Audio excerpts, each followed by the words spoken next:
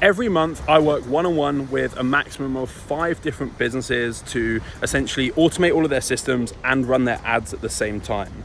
And I had a call earlier today with one client in particular, where in the last 4 days, we brought in £12,000 of new revenue into their business, and we created systems for this to essentially run without the business owner.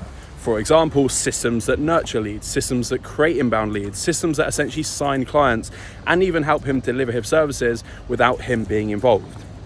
And thinking about this, every strategy works. Every single strategy that you could look at putting in place to get more clients, to save you more time, to grow your business, it all works. Everything works.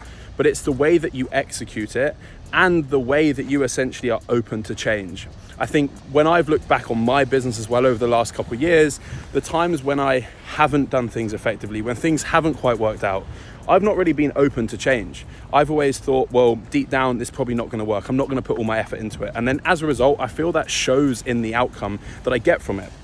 And I think when you truly want success in business, you have to be willing to try things, but you also have to be willing to have a set point where you cut it off. You can't just keep funneling time and keep funneling money into projects which are essentially failed projects. You have to learn where is the cutoff and when do I stop something, but at the same time, when do I keep trying to do something and putting more effort into it?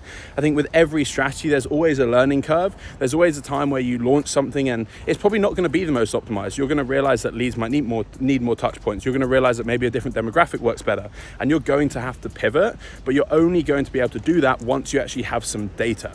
It's like when you're running a fitness program and, for example, your weight loss plateaus. You wouldn't necessarily always know that your weight loss is going to plateau at that point until it happens, and then you can make adjustments. Same thing with business. You have to make adjustments when things happen, but in order for things to happen, you have to be willing to make that change and essentially start that process initially.